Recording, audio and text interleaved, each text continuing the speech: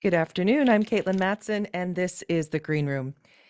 Alan Held is a world-renowned bass baritone, but he is also the head of the opera department at Wichita State University, and they are preparing something called Handelmania for the public this weekend.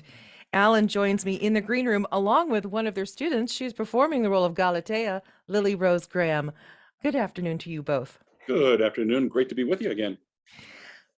You're always welcome, and it's so much fun to speak with you. So, Handelmania, now that's not the title of any opera I know about. Tell us No, why you chose Handelmania. Handel would have had a problem with that, I think. He couldn't have handled it. But Oh my gosh, sorry, where's it my had rim to be shot? used just once. I'm sorry, it had to be used once.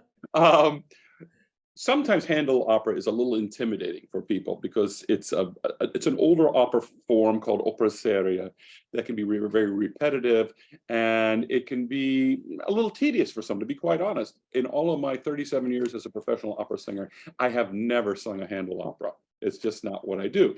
But it's important for our students to do Baroque opera. And so I wanted to find a way that we could do this that would be interesting for the students and for the audience. And I think we've really done that. We've modernized this to a setting that takes place at a voice recital at Wichita State University. And although this is not a recital, the setting is that. And it really works. And we've done a lot of cuts to the show. This is a 2.5 hour opera that we've cut down to about an hour and 20 minutes. So you can see that we've altered it greatly. And in making it more contemporary, I think the audience will enjoy it. It's very relatable right now. Oh, what fun. It is. I actually sat out in the auditorium yesterday when we were rehearsing and started laughing, and I didn't expect that. There's some very funny moments. There are kind of two conflicting schools of thought in terms of modernizing opera. You have the diehard traditionalists who always, make a ruckus whenever they see, a newly staged production, a modernized production. Absolutely. But then you also have, pretty much the forward thinkers of the industry understanding that you want new audiences, you want new people to fall in love. You need to first make it not so scary. Yeah, And second, give them a feeling of belonging. This is for you no matter what you have ever thought before. that's absolutely right. And I mean, I've done all those regie, as we call them, productions in Germany that make no sense. Half of the people are nude. Exactly. You stand in the corner on top of your head in a bowl full of spaghetti. What does that mean? I mean, it has nothing to do with the opera. But if I'm going to modernize an opera, I'm going to have it relate to what the story really is. And Hmm. it's going to be the story told with modern characters through our eyes. I'm not going to stage something in a modern way just to be controversial or just try to be weird or whatever this director's concept is. We have to stay true to the story. And unfortunately, so many of the modern presentations don't do that. They're just modern to try to be modern. But there's still a story that there's still a libretto. We can't, say some operas don't move well in time. I mean, there are certain reasons that Figaro needs to be more of an opera that's set in a specific time because there's historic things that happen. And that's the same way with many operas. You go changing that, it doesn't work. Acis and Galatea, though, which is the large part of our Handelmania presentation. The opera Acis and Galatea doesn't really have a time. So it transports easily to whatever period we want to put it. So it's a reimagining of Handel's opera Acis and Galatea. And you have one of the sopranos performing Galatea, Lily Rose Graham. Hello, Lily. Yes, hello. Thank you for being here and joining us. Really quick before we kind of dive into your thoughts about this production, where are you from? I'm from Salt Lake City, Utah. What drew you to Wichita State? I mean, obviously the great music program, but was there a specific person you met or a voice teacher you wanted to work with? Yes, I had heard about Wichita State just based off of the really great faculty and the affordability of coming to Kansas. And then I came and met with Alan and a couple other faculty members when I auditioned, and it felt like the right place to be. Tell us about the role of Galatea. Galatea is originally in the original the original Handel production. She is a water nymph, so she's part divine. She has divine powers that come in handy towards the end of the opera. And in our imagining of it, she is just a voice student who is absolutely infatuated and in love with Acis, who's another student. And you're a soprano, correct? Yes. A very good one. Thank you. Well, I mean, I would assume so. So tell us about the benefit for you specifically, singing Baroque opera at this stage in your development. I really enjoyed it because Baroque opera actually comes with a lot of artistic freedom.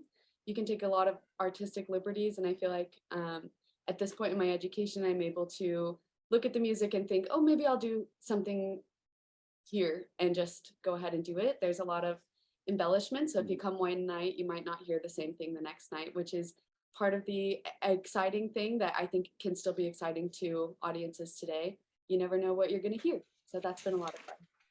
Right. And I think that that would build a lot of confidence for each performer. Absolutely. It allows these young artists to have creativity, to have artistic license, which we're trying to instill in singers. You don't want singers to sing everything the same way from one generation to the next generation, to the next generation, because then we only need one generation. And if there's one thing we found during COVID is so many people turn to YouTube, turn to online operas, remembering their favorites. Nothing wrong with that. I mean, I turn on and listen to Birgit Nilsson or Franco Corelli or whoever just as much as anybody else, but I want to hear something new. And I want to hear the uniqueness that every voice has. If I turn on a recording, I want to say, oh, that's that voice because I recognize it. Well, we have to foster the next generation of voices that we recognize as well. And this kind of opera allows young singers to be creative and become just that. Yes, it does. We're going to listen to just a little bit of music and then come back and continue talking with Alan Held and Lily Rose Graham from Wichita State University. Before I press play, when is the performance? Where is it at? What time does it start? Yes, performances are this Friday at 7:30 in the Miller Concert Hall in the Dirksen Fine Arts Center on campus. And then also Sunday afternoon, there's a matinee at 3 o'clock. And I should say something else. We are honoring one of our retiring faculty members in this production, and especially after the Sunday performance, Dr. Pina Mozzani is retiring after 18 years on campus. And so we're kind of throwing this in her honor. Oh, that's wonderful. So this Friday night and then a Sunday matinee. Exactly. And then in honor of Pina and then a reception afterwards. Exactly. That's great. On the Sunday performance. So. We'll be back and talk more with Alan Held and Lily Rose Graham from Wichita State University. That was Bryn Terfel singing one of the Handel arias from this production, part of Wichita State University's Handelmania. I have Alan Held, who is the head of the opera department. Alan, you also stage directed this production? Yes, absolutely. Yep. He's talking with me here in the green room, as well as Lily Rose Graham, a soprano who's singing the role of Galatea. Now, this is this Friday evening, March the 31st at 7:30. Dirksen Fine Arts Center, Miller Concert Hall. And then there's also a Sunday matinee, and that's at 3 o'clock. 3 o'clock. Let's talk a little bit more about honoring Pina and her legacy at Wichita State University. It's hard for me to believe that she's been there 18 years. I still think of her as being relatively new. Well, compared to many faculty members, she is new. But yeah, as you know, her husband is the Dean of Fine Arts as well, and they're both retiring this year. So finding people to fill into their shoes is not the easiest thing to do. Tell us about that process, the process of, well, first off, finding a dean. Is it often sometimes you like to promote from within, or is it a nationwide search? This is a nationwide search. And to be quite honest, I'm not involved with that search. So I think they are getting closer to candidates appearing, and then we'll have a look to see what's happening. But that one's kind of beyond my purview. To have someone come in for Pina's position, was a search committee was formed, mostly voice faculty and a couple that from outside. And we put out a nationwide search, and people apply and they send us recordings and letters of references, because this is a desirable place to come teach. Yeah. And we weed through those applicants, and we end up inviting usually 2, 3, 4 of them to campus to come and sing for us and to do some teaching for us. And we interview them and we put them through the ringer like you wouldn't believe. They're exhausted by the time you leave, but then we make our decision. And I can say that we're getting very close to announcing who the next Well, that'll be exciting. member of our faculty will be. Now, Lily, you are a graduate student. Yes, I am. What year? This is my first year. Do you have summer plans? I do. In about a month, I'll be heading off to sing with Ohio Light Opera as a young artist there for the summer. So lots and lots of, I'll be in 5 operettas. So lots of music learning and staging and things to come. Have you been assigned Second year. role? This is your second year at Ohio Light? Yeah. hmm Are you assigned roles in advance? Do you know what you're working? Yes, I will be Diana in an English translation version of Orpheus and the Underworld by Offenbach. And I will be Winnie in No No Nanette, as well as covering the role of Nanette, and then ensemble in 3 other productions. And I imagine that's just, you don't really sleep that much. Not at all, but it's a lot of fun. So I really enjoy it. That's so great. Congratulations. Thank you.